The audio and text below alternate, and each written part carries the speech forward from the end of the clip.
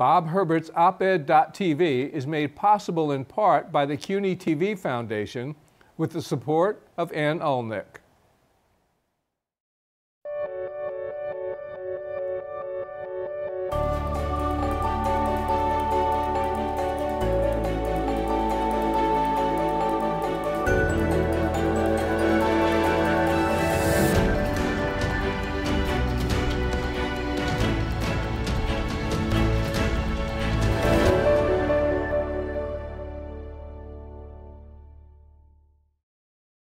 Hi, I'm Bob Herbert. Welcome to op-ed.tv.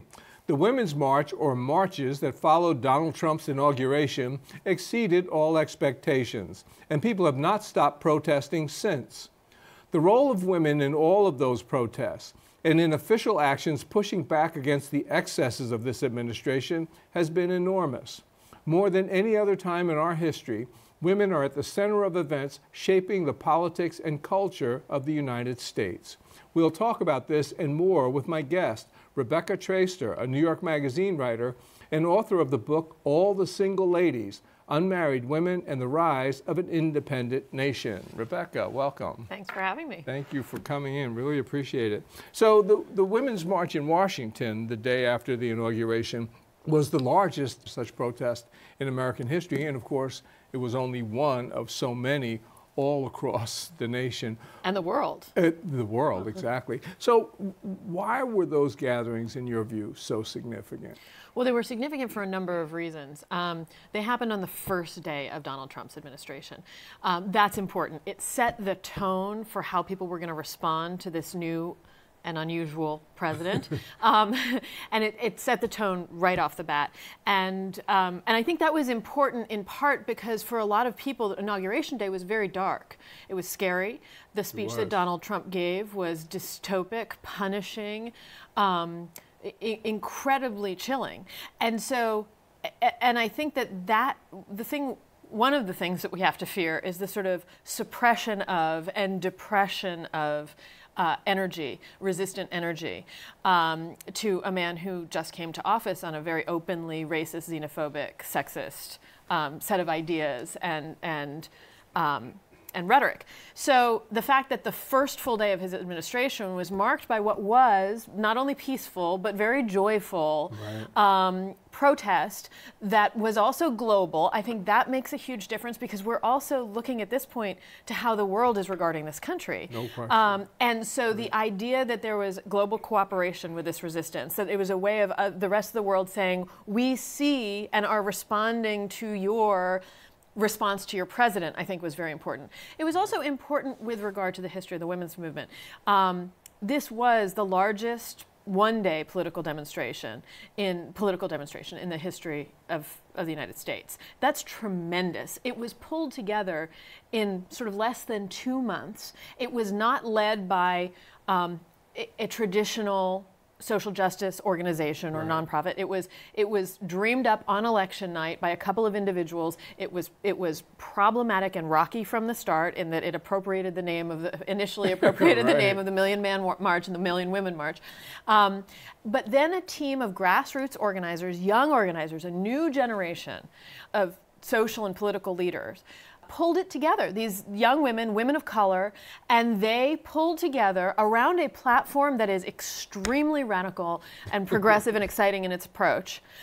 In sort of under 2 months, a demonstration that turned out to be the largest and most energizing that we've ever seen. It was incredible, and it struck me as sort of the best possible use of social media. I mean, that part was really terrific.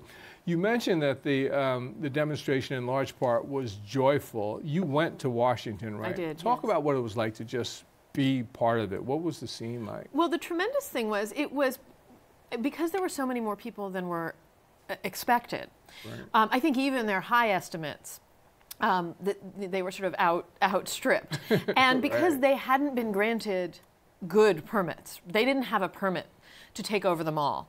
And so the actual structures around the march itself in Washington were a little limited. There wasn't most people couldn't see anything or hear anything, weren't near the speakers, and that could have created tremendous problems. But the fact is, where I was, the masses of people were so excited to be in such a crowd of like-minded people, so determined to make their voices heard, that it became an organic march of the people. It wasn't at the direction, these wonderful organizers had put it together, made it possible, you know, created the circumstances that brought all these people here. But then once they were there, the people really took over the action in Washington. I think it was different in the different cities and towns around the country where this happened.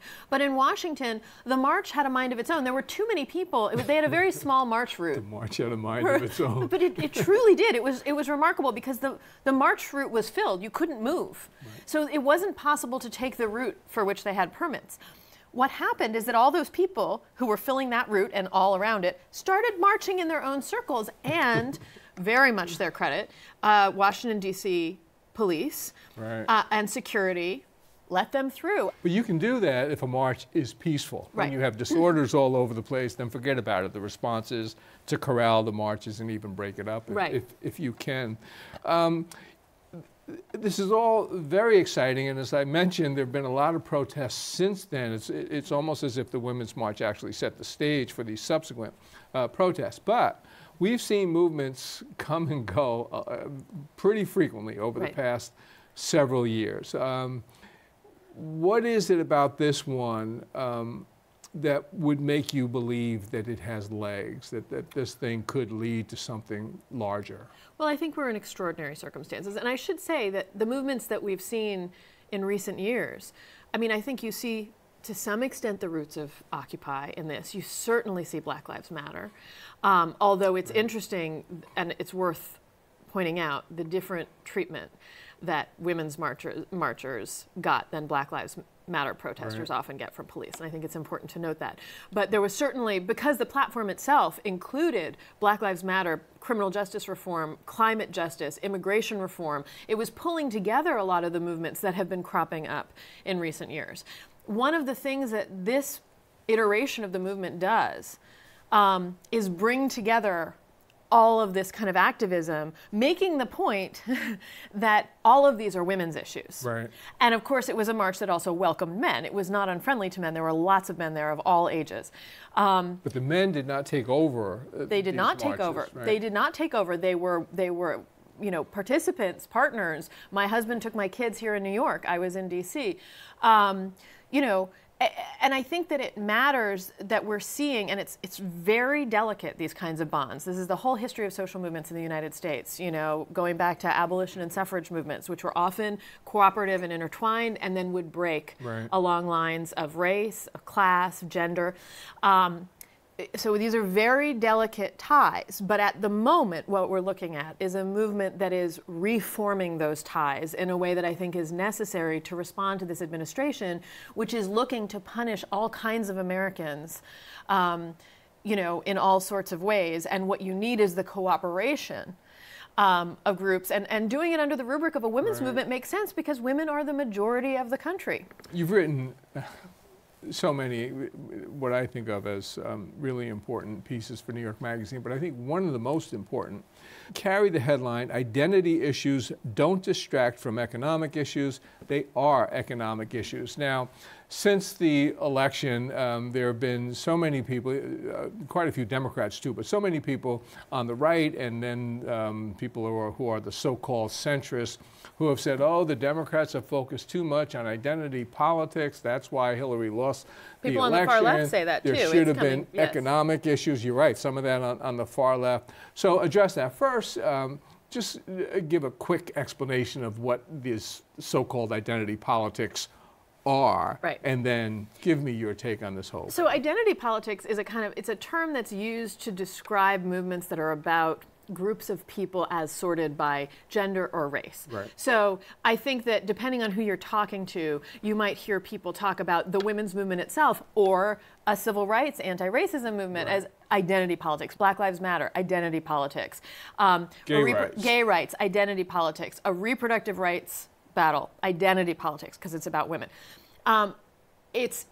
So that's how it's used, and it's off. And when you're talking about identity politics, you're often talking about it critically. Right, exactly. Right. So people who are fighting for gay rights are not out there screaming about identity politics. Yes, and it's very often people whose identities have not ever really been marginalized who are doing the critiquing of identity politics. However, The thing about it is there's rarely an acknowledgement, and this is from all sides, right? There is rarely the acknowledgement that these issues, that criminal justice reform, the question of who in this country gets disproportionately arrested, kept in jail, and how that is an economic issue. It is an economic issue in terms of who then gets to get the jobs, have the money, how spouses and families suffer economically when black men are disproportionately put in jail. How does that have an economic impact on black families and on the black men themselves in terms of their work, and then in terms of their enfranchisement, right? All these issues spread in so many different directions. The same is true of reproductive rights. This is something people are guilty all the time, and I, as somebody who's written about feminism and reproductive rights for my whole career, I have so many times over the years, not just recently, been in a conversation where somebody says, oh, and now we're back to the culture wars, abortion, as if talking about abortion is a cultural issue, like it's about sex and religion or something. No, abortion is an economic issue. It is about the ability of women to control their reproductive lives, which is key to their ability to exert any kind of economic autonomy or get any kind of economic stability. And the way that abortion is legislated has always specifically targeted low-income women and disproportionately women of color. So see how all those identity and economic issues are tied together. It wouldn't matter what issue you were going after. It's all permeated by economic issues. I mean, when I was in Chicago in the early 2000s talking about the kids who were shooting each other and that sort of thing, and immediately had to pivot to the idea that nobody had any work. What are they doing spending with their time? Could they afford to go to school even if they wanted to go to school?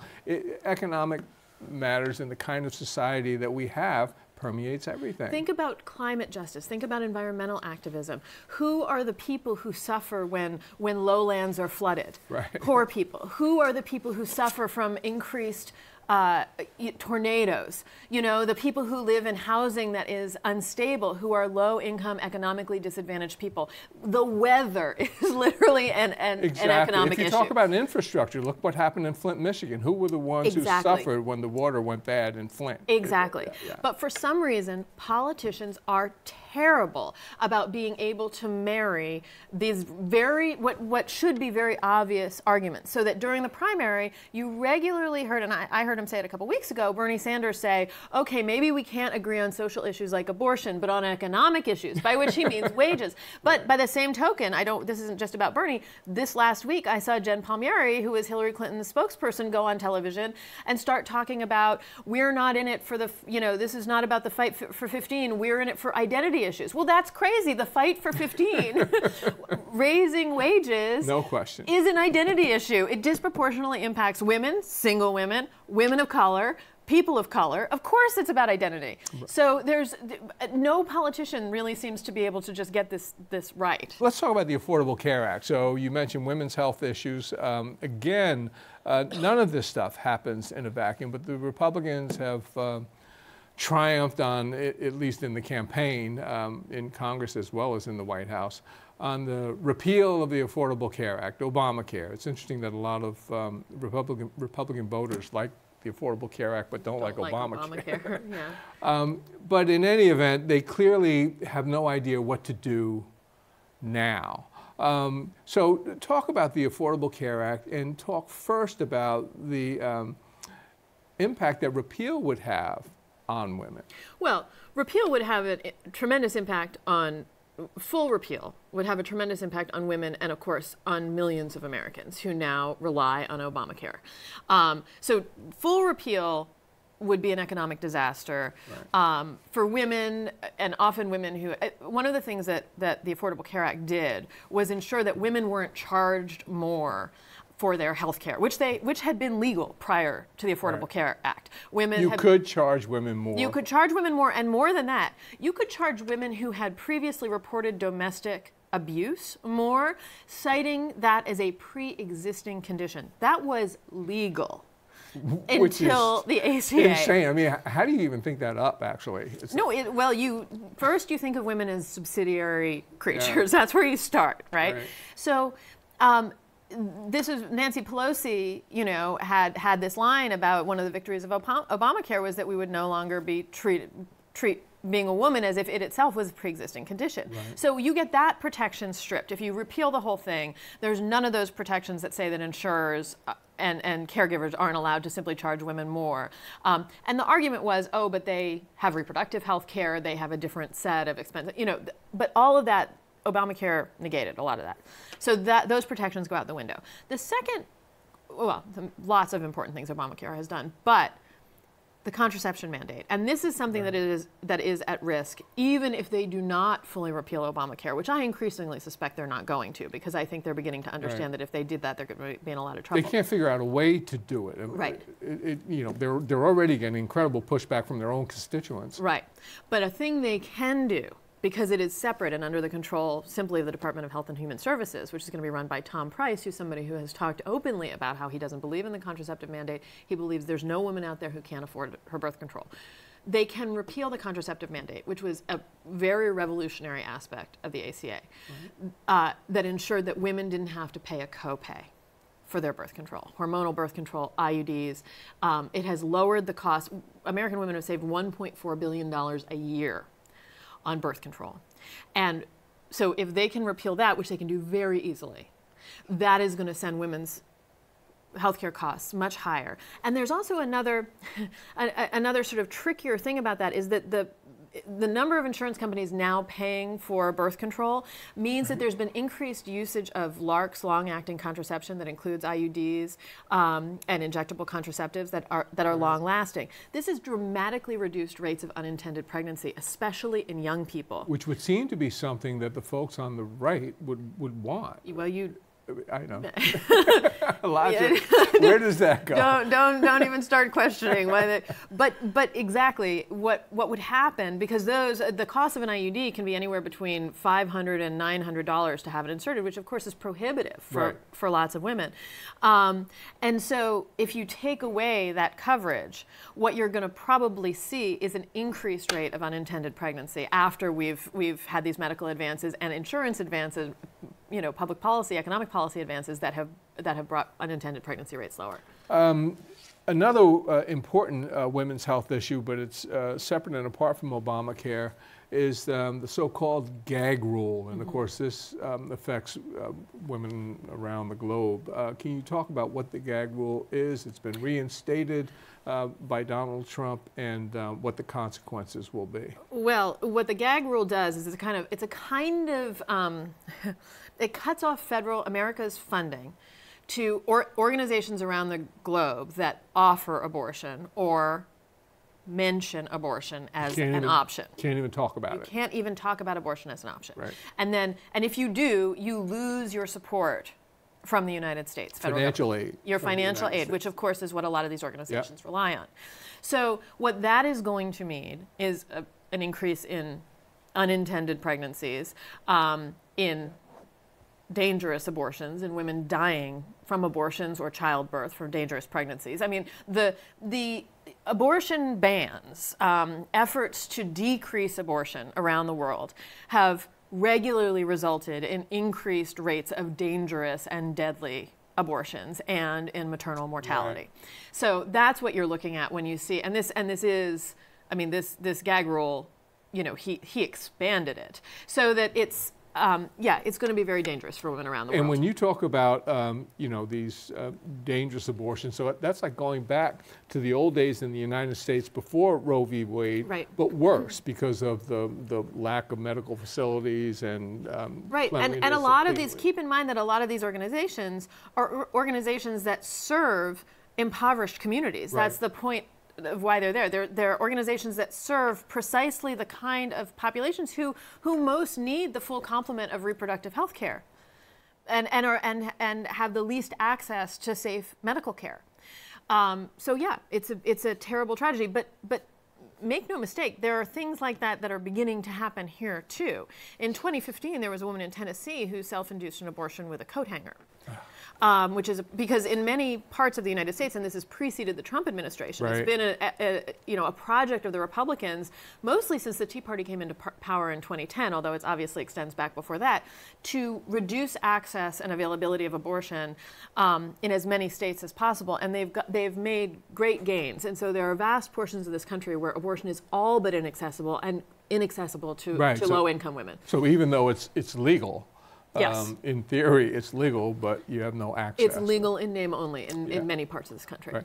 You contended in an article that one of the reasons you think Hillary Clinton may have lost this election was apathy among Hillary voters who thought, like many of us thought, that she was going to win the election, that there had been the talk throughout the campaign that Hillary was ahead in the polls and a high percentage that she was going to win.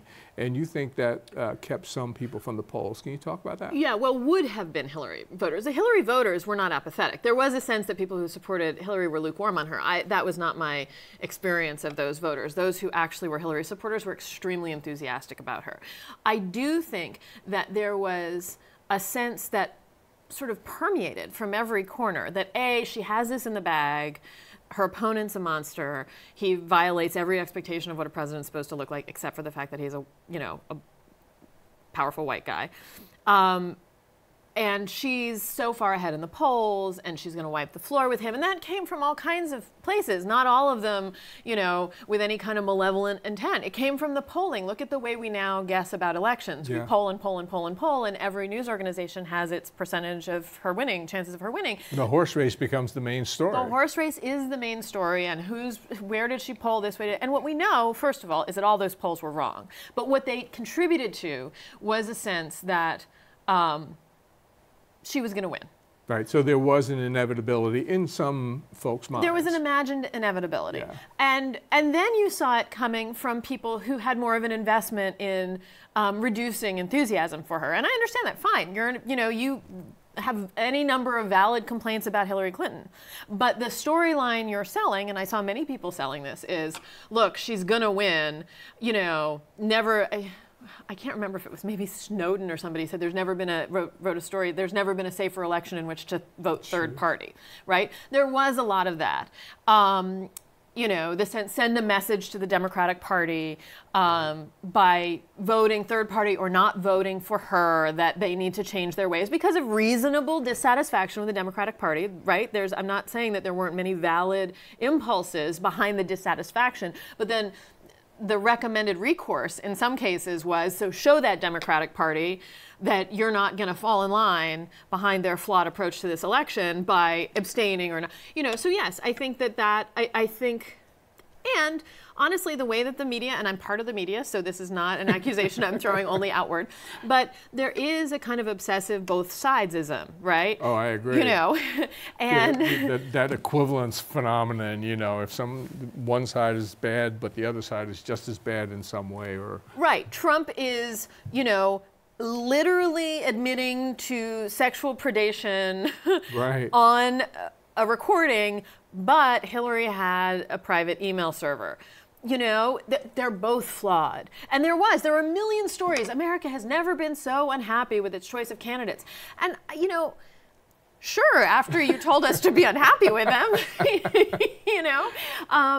and I do think that there was a degree to which the dissatisfaction with Hillary was overstated. You never got coverage of the people who were passionate about her. And as somebody who covered Hillary a lot, I got a good view of those people. And the funny thing is, at the march, and after the march, I saw a million people saying, well, where was this energy beforehand? Where was all this? Where are the T-shirts and the hats and everything? And I thought it was so funny because there was some of that energy, but those people who were that energetic about Clinton were mocked and were ridiculed in a media as being vagina voters, as being sort of Hillbots, Hillary fans, as if enthusiasm about her was risible. As if there was something weird about being for her, right? So there was that energy, but it was mocked before the election. We have to stop there. I wish we could go on. Rebecca Traister, thank you so much. Thank you so much for inviting me. We'll be back in a moment with a final word.